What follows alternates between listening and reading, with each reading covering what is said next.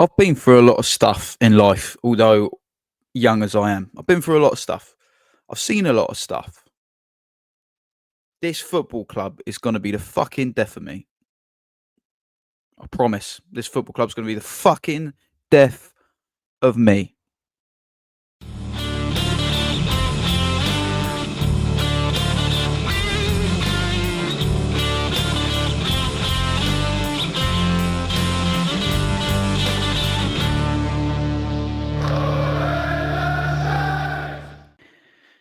Hello, everybody.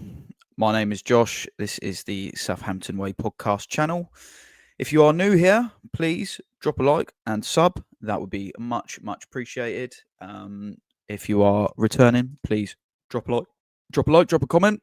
Always appreciated to hear from all of you who watch this stuff. I really appreciate you being here.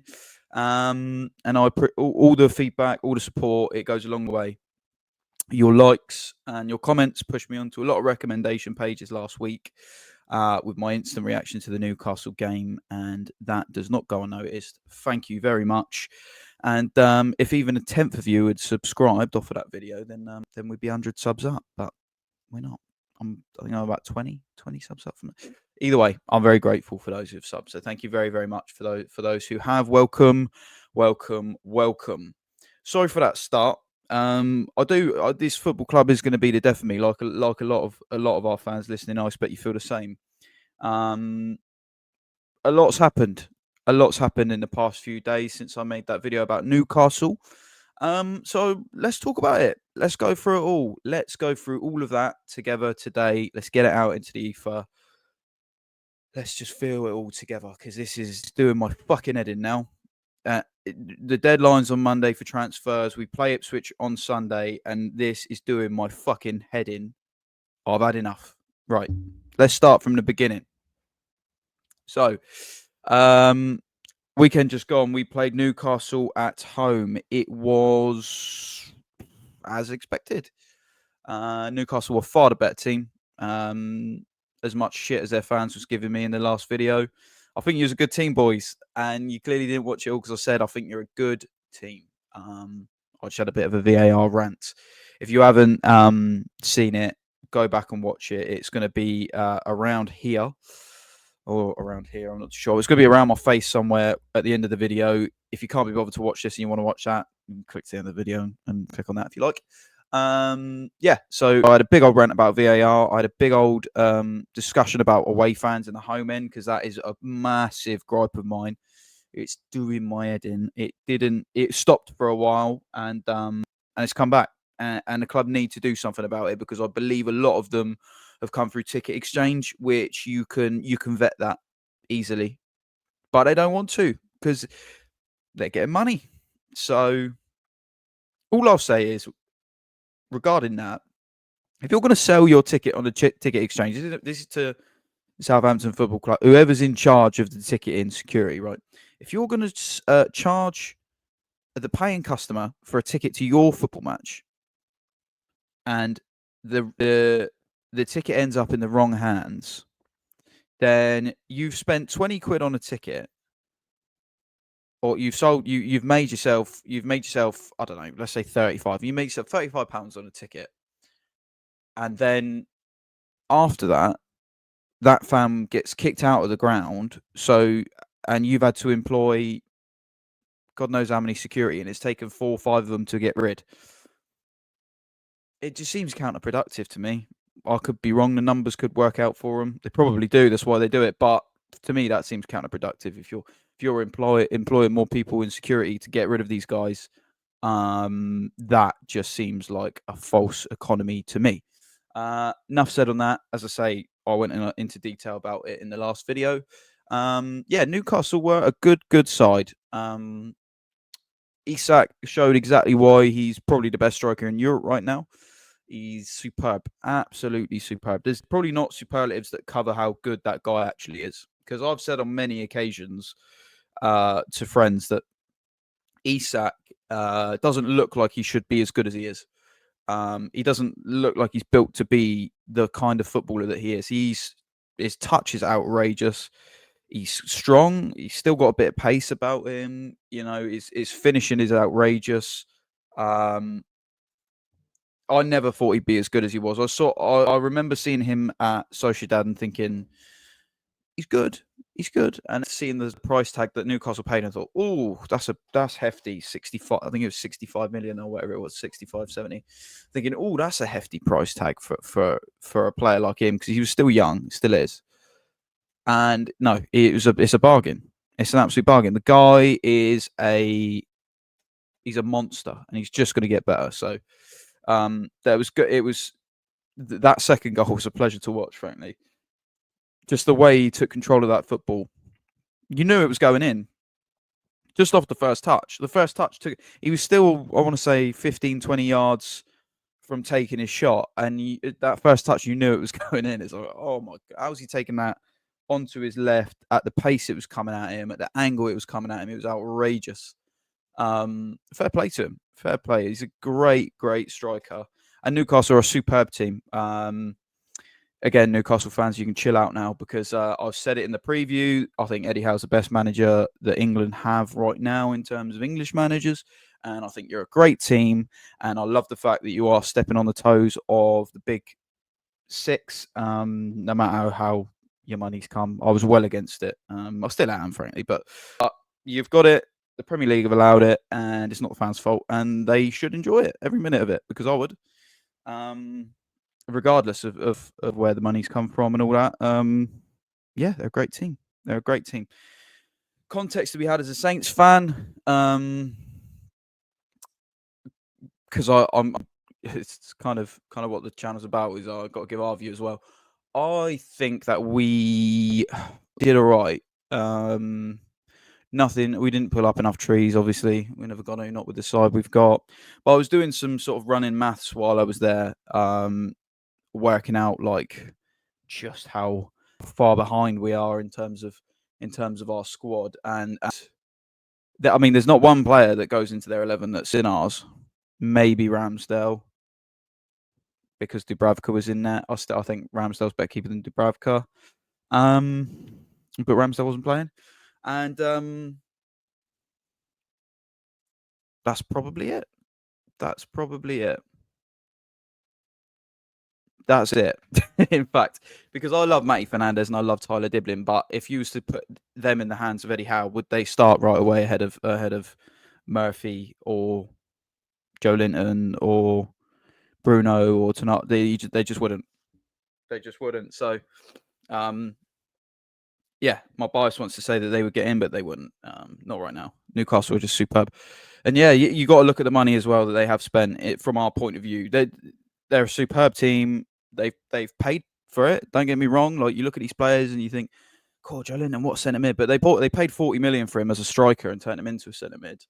Tonali was 50 odd million. Bruno was 40 odd, I think.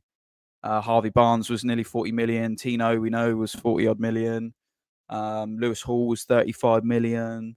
And Sven Botmans was like 30 million. Isak 65 million. Gordon 50 million. Like, these aren't cheap players. No, they paid for what they got, and what they got was quality. And what Eddie Howe's done with it is just amazing. It is just amazing. So, and you've still got to recruit well. You have to still recruit well with big money. We've seen, I mean, Man United's the easiest example. They've spent a lot of money on a lot of shit. Newcastle have spent good money on good players. So you reap what you sow if you get it right. And we are not doing that. So Newcastle fully deserved to win the game. I've had my say on our second goal. Still think it probably should have stood, given the fact that, I mean, from my angle, kind of looked like Shah did deflect the ball off his head, and VAR should be proving without a doubt that that didn't happen. Because the referee's on-field decision was goal. So they should be looking for categorical fact that it didn't touch his head, because that's what the ref's given. So they didn't. They just decided on a whim. It was like, well, I don't know. Can't tell if it did. There's no evidence that it did, but there's no evidence that it didn't. So we're going to rule it out. Fuck it. So that was VAR, you being used wrong. It was a penalty, by the way. Just to go back, it was a penalty on Isak. I was right in front of it. I said pen straight away. It was a pen. Yeah, Newcastle the better side. Cool, done. Not that one on the head. So since that game, it's been a little bit of a whirlwind transfer wise. In terms of rumours, so let's try and start from the beginning. So Carl Walker-Peters looked like the subject of Galatasaray's attention. It looks like Galatasaray bid, I think it's 3 million, and we said no way. And I believe they've come back with a 5 or 8 million. I think he said 5 to 8. So it's probably add-ons or whatever. Pound bid. To which we've sort of said all right, and Carl Walker-Peters has said no, I want to stay. That doesn't mean he's going to stay full stop. That just means he's going to stay to the end of the season. Yeah, we're not going to see him sign another deal. He would have done it by now, and we're going down. And I don't think he wants to do another year in the Championship. He's well within his rights to leave now. He did more than Ward-Prowse and all of those boys who left us. Yeah, so good on him. Good on him. Thank you, Kyle. If this is it, if you do go in January, or if you don't, if you go in the summer, thank you very, very much. Because you did more than people would have and did do last season. So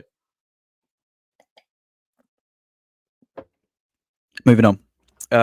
Today, as I'm recording this, it's Thursday the 30th. We have rejected a loan move for Cameron Archer to go to Leeds. There's been a few different reports on this. One of them saying that we've rejected it because there has to be an obligation to buy him. Another one saying that we've rejected it, but Leeds have come back with an obligation to buy and we don't want him to go. There's been rumours and reports that he's open to leaving to Leeds. And there's been rumours and reports saying that Leeds are quite confident that they'll get Archer before they play Sunderland at the weekend. I don't know where to fucking start on this. I've made my feelings clear on X, on social media. And I've had a mixed bag. Mainly people telling me that I'm wrong, which surprised me. So I put out there saying it would be ludicrous, mental, to let Cameron Archer go out this window, whether it be on loan, permanent, loan with an option to buy, regardless of what it is. It would be fucking mental because that guy will score us 15 to 20 goals next season at a canter. To let him go, even on loan for a bit, to a club that's going to get promoted, with us going the other way, you will have a Nathan Teller situation on your hands. We're at a point where we're in January, we're going to be in February.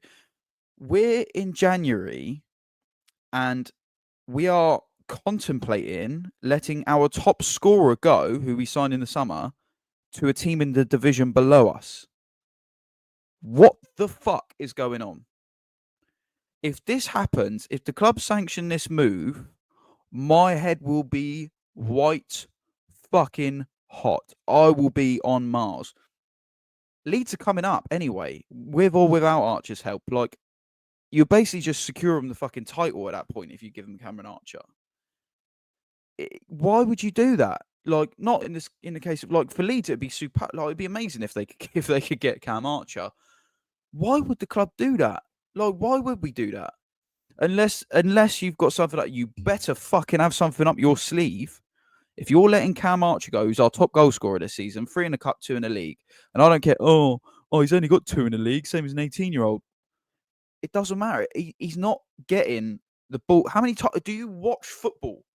He's a good player. There's a fucking good player in there. Did you see the goal he scored against Arsenal at the Emirates? Like, that's what he does. He waits for those balls in behind. He burns his pace and he can finish. That's what he does. We don't play to his strengths. Even when he comes on, we don't play to his strengths. Honestly, the amount of times we've put that boy in situations where he's like isolated against 2 6'4" defenders is ridiculous. You use him in the right way, he's going to bag you goals. we will get to do that next season if we keep him, because we're fucked this season. We're down.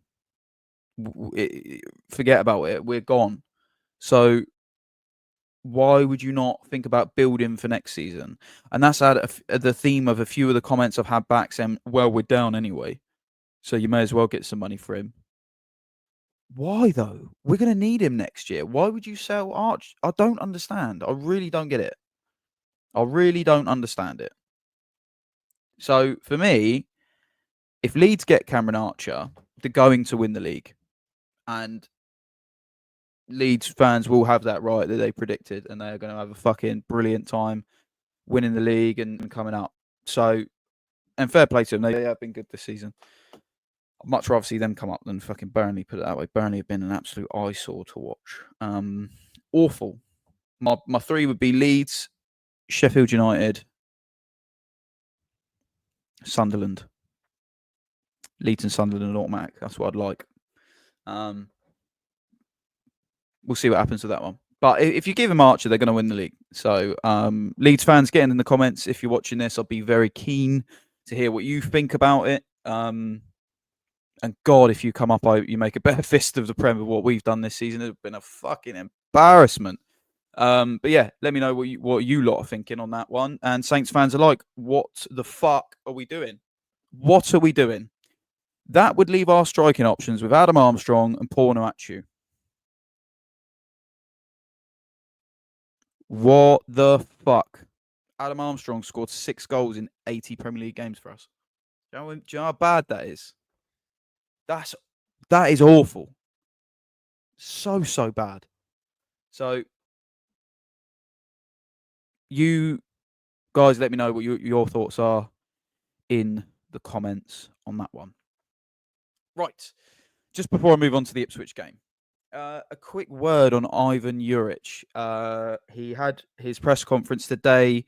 He said that he expects the rest of the window to be quiet, which is a very big change of tune from the past week, 2 weeks, saying, yes, we need some more. We need some more. And the reports that have been about from the likes of Fabrizio Romano and Ornstein and those chaps saying that they expect we'll be busy because we need to be busy. If you sign no one, the board's resigned to the fact that we're going down, despite the noises saying that they're not. You know, Dragan Solak was on Talk Sport at the weekend saying, we know the situation we're in, but we're not giving up. It's not in our nature to do so. If you don't sign anyone, Dragan, not that this is your fault, if we don't sign anybody before Monday and you let Cameron Archer go, you've resigned to it publicly. You've publicly fucking resigned to the fate.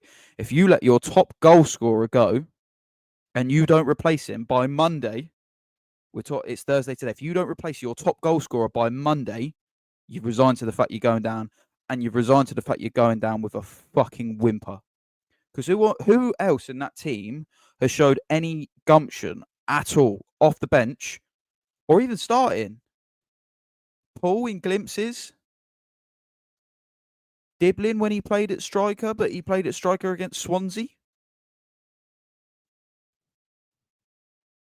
No, bruv. No, I'm not having it. It's bullshit. I don't care. He's talking about Albert Grombeck being able to play the Mateus Fernandez role, which is fine, which would mean you would have an extra option in that front line. But that should be at the expense of Adam Armstrong, because the boy's been dog shit. And I love Armstrong for what he did for us last season, but he's been fucking cack, and he doesn't deserve many more chances. Not in this league. He knows himself now that the Championship is where he is good. He cannot be thinking, I can cut this now. Look, this is his 3rd attempt at the Prem, and he's stunk the fucking place out every time. And every manager seemed to put a certain amount of faith into him before you go, oh. And the fans have as well. We've backed him, man. We've backed him and said, after last, he'll come good. He can come good. He won't come good, guys. Not at this level. He won't. It's not possible for him to come good at this level. Dragon, if we get to Monday and we've sold another player that you signed in the summer, not you, but that we signed in the summer, make that, 5 out of the door, be the worst look you've ever had since you've come here. and you've done some shit stuff, Sport Republic, that would be the worst fucking, the stinkiest look you could have would be come Monday and you've shipped out 4 players that you signed in the summer. We're not talking they've stayed here a season, they've stayed half a season, and you've already decided that they're shite. That shite that you got to get rid now. That is how bad we're talking. I'm not asking you to go out and splash some cash in the hope we're going to stay up, because we all know we're not. But it's the save some face, have some pride, go put your hand in your pocket, we've got another domestic loan, go to Premier League clubs and tout some players who are on the fringes and say, do you want to play some fucking football? Go and get yourself a striker. How long have we been waiting for a striker?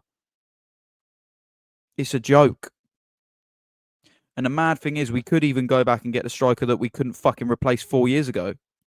We won't, but we could. I'm not advocating it, by the way. I wouldn't say Danny Ings is the answer. No one's the answer at this point. Something. Give us fucking something to shout about. Something to get interested about. Fucking hell. Ivan Juric. We're going to be quiet, he says. My question to you lot would be, is Ivan Juric better than what we had? Now, I think yes, personally, as in terms of working with what he's got.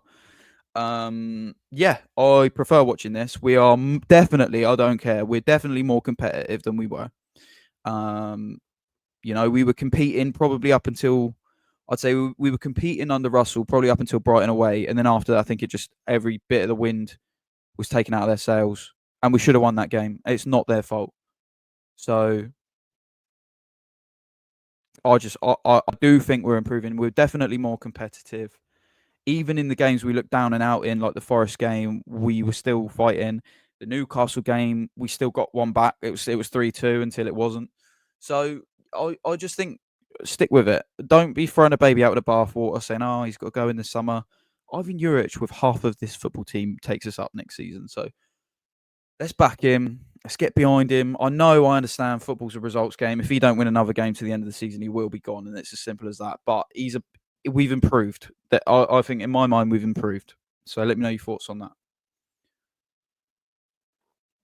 On to Ipswich then. On to Ipswich. So last season they'd done us twice. Probably not quite the tail of the tape though, was it? Like, I think at home we probably should have won. Away we definitely fucking should have won. There's never ever a red card.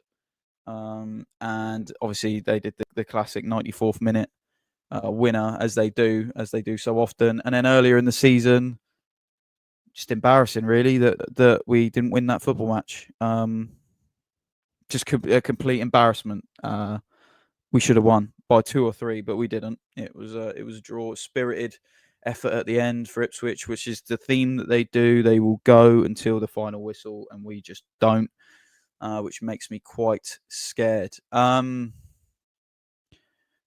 I don't know how to feel about this one. This is one we have to win. Not in terms of league, because we're done, we're gone. But in terms of, we have to win this because, like, where's your fucking pride? Like, we've got to win something. This is a chance to win. Like, what would that be? 7-7 games lost. We already set a record, 6 home games in a row lost. League games, that is. This has got to be something we have to win. Ivan Juric has got to bare his teeth here. He's got to win.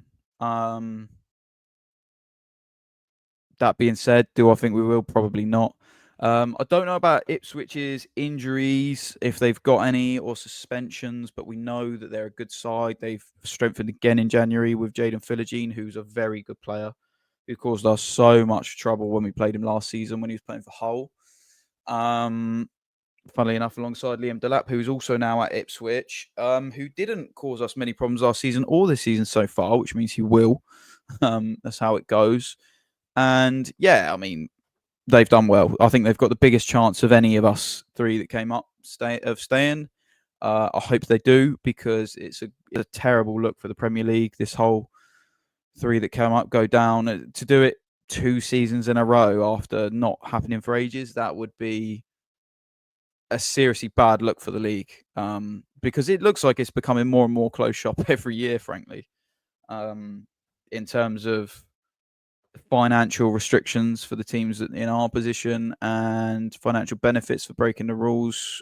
See, and just the whole.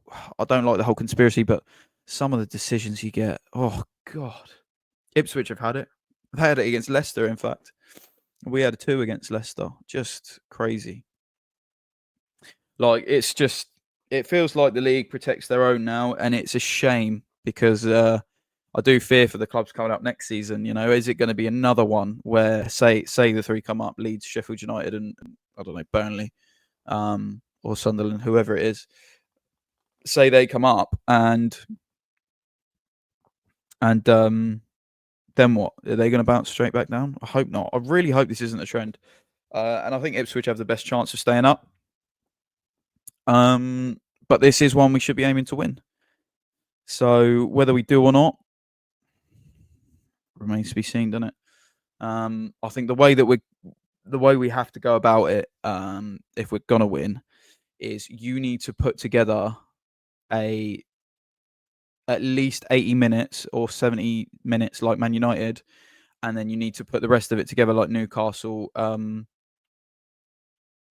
in terms of the fight at the end of the game, in terms of the energy we still had in the tank. We didn't really look down and out against Newcastle. I mean, heads dropped a little bit for about 5-10 minutes, but we were fighting. But you can't let off regardless. You cannot afford to switch off,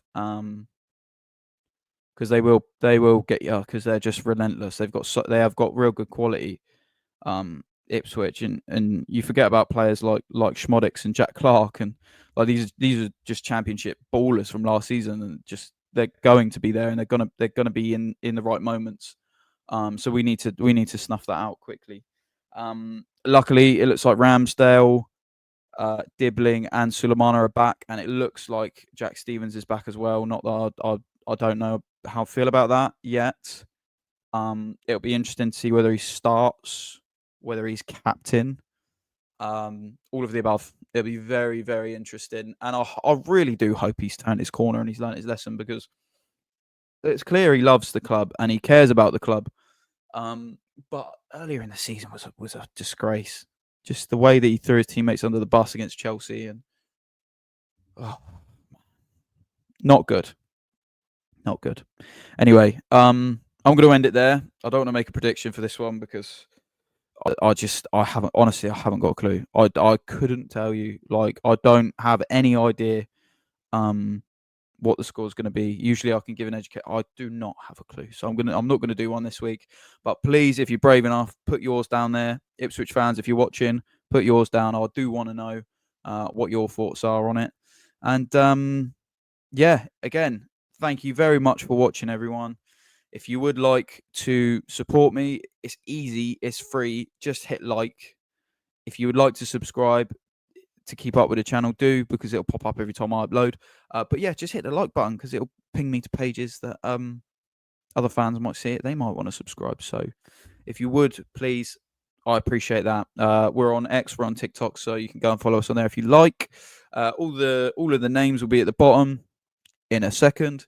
If you'd like to watch the last video, it will be here in a second. And if you'd like to sub, it will be there in a second. Thank you very much. Have a brilliant rest of your week. Come on, you Saints.